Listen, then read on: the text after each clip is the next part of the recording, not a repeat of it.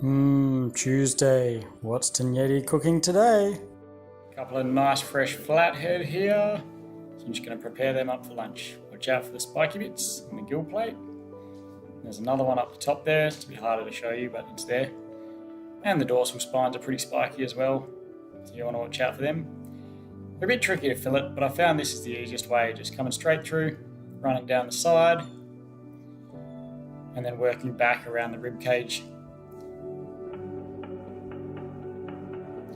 And again on the other side, straight through, just behind the bum hole.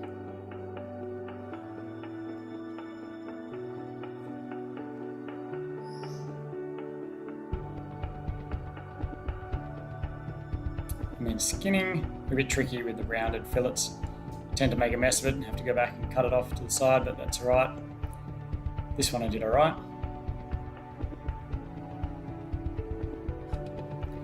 Alright, so red onion chopped up,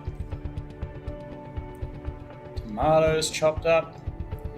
So panzanella salad traditionally is a bread, tomato and onion cooked together. So you can either cut your bread. This was just a bit of sun-dried tomato bread that I happen to have, but it's easier just to tear it. A bit more rustic. And I also threw in a slice of just regular bread. Plenty of olive oil, nice and hot.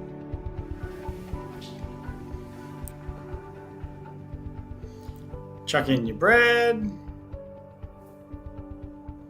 So you want it nice and hot so that you can get little bits will be burnt and crispy and toasty, and other bits will stay nice and soft and bready.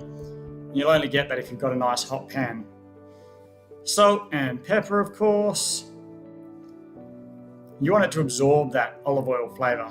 So a few minutes, toss, take that out, set it aside, ready for the next step. Again, nice and hot, more olive oil. And in with our onion. Let that cook out a little bit.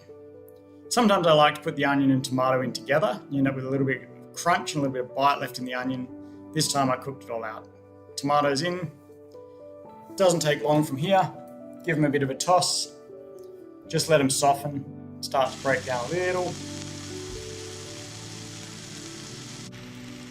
Good splash of balsamic vinegar.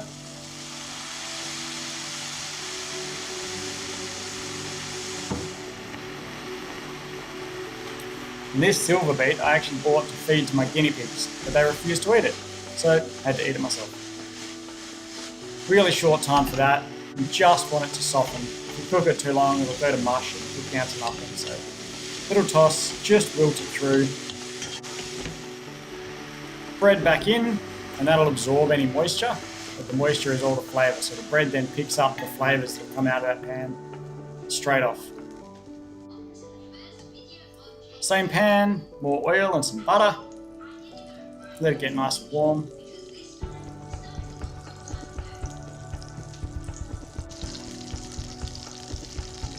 And in with the fish.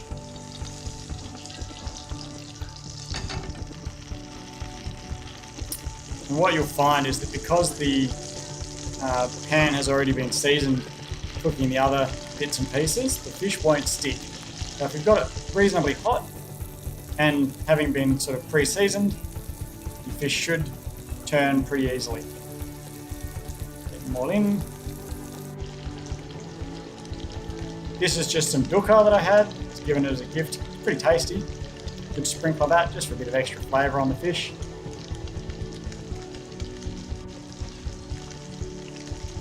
A few minutes. And as I say, if it doesn't stick, they're ready to be turned.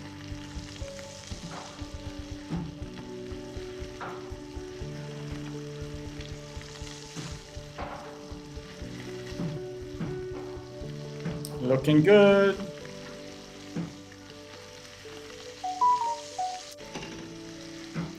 And a little bit more dukkha for the other side. I did also put some salt and pepper on them. Didn't show that. A little bit out for the little Yeti. He just had the bread. Didn't want the tomato and onion and green stuff. Yuck! Now the rest of it's cooked. Take it out, and away we go. This was actually way too much for me for lunch. Like 2.5 flathead. No, 1.5 flathead for me. And a big giant plate of the rest of it, but I ate it up because it was delicious. And there you have it, the final product. The lighting doesn't quite capture how bright and colourful it was, but there you go. It was pretty darn good. Give it a go.